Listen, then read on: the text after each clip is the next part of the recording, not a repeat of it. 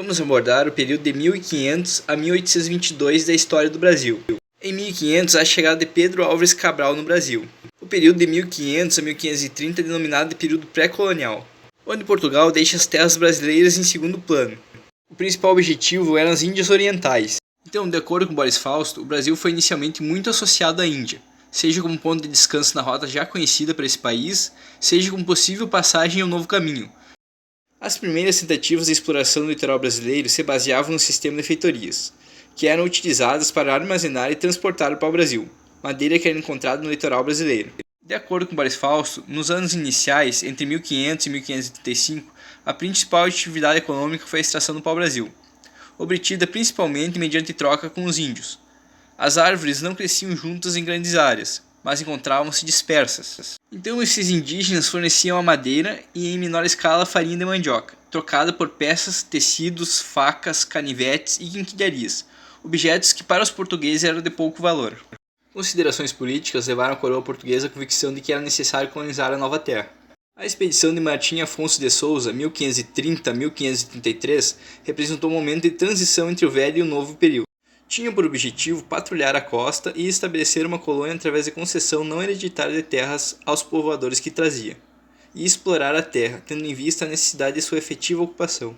Já por volta de 1534, o Brasil foi dividido em capitanias hereditárias, ou seja, 15 faixas de terras divididas entre os que viriam a ser chamados de capitães e donatários. De acordo com Boris Fausto, os donatários receberam uma doação da coroa, pela qual se tornaram possuidores, mas não proprietários da terra. Isso significava, entre outras coisas, que não podiam vender ou dividir a capitania, cabendo ao rei o direito de modificá-la ou mesmo extingui-la. Os principais objetivos das capitanias eram garantir a ocupação do Brasil, afastar a presença estrangeira e tornar a terra lucrativa, além de outros objetivos.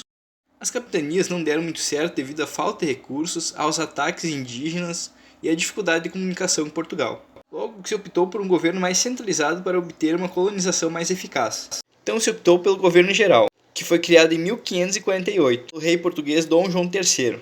O primeiro governador-geral foi Tomé de Souza, que chegou ao Brasil em 1549. Já sobre a economia, o açúcar passou a ganhar mais força, principalmente na região nordeste, dando origem ao sistema plantation, e já tendo seu início logo no século XVI. Conforme Caio Prado Júnior, o clima quente e úmido da costa era altamente favorável, e quanto à mão de obra, contou-se a princípio com os indígenas. O solo se mostrou apto ao cultivo da cana, então boa parte da costa brasileira presta-se ao cultivo da cana-de-açúcar. A mão de obra indígena foi gradualmente substituída pela mão de obra escrava de origem africana. Conforme Boris Fausto, as razões de opção pelo escravo africano foram muitas. A escravização do indígena chocou-se com uma série de inconvenientes. Os indígenas tinham uma cultura incompatível com o trabalho intensivo e regular, e mais ainda compulsório. Eles não eram preguiçosos, apenas faziam o necessário para garantir sua subsistência, o que não era difícil em uma época de peixes abundantes, frutas e animais. Muita de sua energia e imaginação era empregada nos rituais, nas celebrações e nas guerras. As noções de trabalho contínuo ou do que hoje chamaríamos de produtividade eram estranhas aos índios.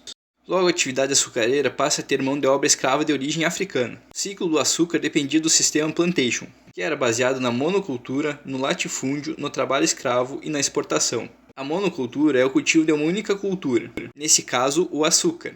O latifúndio eram grandes propriedades agrícolas concentradas nas mãos de poucos senhores de engenho. O trabalho escravo contava com o uso massivo de mão de obra escrava africana.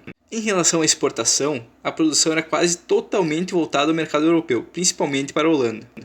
Com a expansão da colonização para o interior, especialmente após a descoberta de ouro em Minas Gerais no final do século XVII, a economia colonial passou por novas transformações. A mineração tornou-se uma atividade econômica crucial, atraindo uma grande quantidade de pessoas para a região das minas, em busca de riquezas. Conforme Caio Prado Júnior, por volta de 1696 fazem as primeiras descobertas positivas de ouro no centro do que hoje constitui o estado de Minas Gerais. Os achados depois se multiplicaram sem interrupção até meados do século XVIII, quando a mineração do ouro atinge no Brasil sua maior área de expansão geográfica e alcança o mais alto nível de produtividade. Outras atividades também foram exercidas no período colonial, como por exemplo o tabaco, o algodão, a pecuária, as drogas do sertão, entre outros. O tabaco foi cultivado principalmente no recôncavo baiano e em algumas áreas do Nordeste. Era muito valorizado como moeda de troca no comércio com a África, principalmente no tráfico de escravos. A produção de algodão no Brasil ganhou importância no século XVIII. Houve grande demanda das fábricas europeias, impulsionadas pela Revolução Industrial, sendo o Brasil um dos principais exportadores dessa matéria-prima. produto cultivado na região Nordeste, principalmente no Maranhão. Em relação à pecuária, a criação de gado foi essencial, sobretudo para a expansão territorial, com rebanhos na região Nordeste, Sudeste e Sul. Além de abastecer os engenhos com alimentos, a pecuária possibilitou o povoamento do interior. Alguns eventos da Europa impactaram o Brasil, onde se destacam as invasões de Napoleão. As tropas de Napoleão Bonaparte invadiram Portugal, o que levou à fuga da família real portuguesa para o Brasil, onde contaram com a ajuda da Marinha Britânica, chegando ao Brasil em 22 de janeiro de 1808. E em 28 de janeiro de 1808 ocorre a abertura dos portos às Nações Amigas, que foi decretado por Dom João VI. Em 1815, o Brasil foi elevado à condição de Reino Unido a Portugal e Algarves, marcando o fim do período colonial. Houve pressões em Portugal exigindo a volta de Dom João VI. Esse fato ocorreu após a Revolução do Porto em 1820. Dom João VI retornou a Portugal em 1821 e deixou seu filho Dom Pedro como príncipe regente do Brasil. As cortes exigiam que Dom Pedro retornasse a Portugal, o que intensificou a tensão política entre brasileiros e portugueses. A primeira grande ação de Dom Pedro no caminho para a independência foi sua decisão de permanecer no Brasil, após as cortes de Portugal exigirem sua volta, o que ficou conhecido como Dia do Fico, que ocorreu em 9 de janeiro de 1822, onde Dom Pedro diz: "Se é para o bem de todos e felicidade geral da nação, estou pronto, diga ao povo que fico."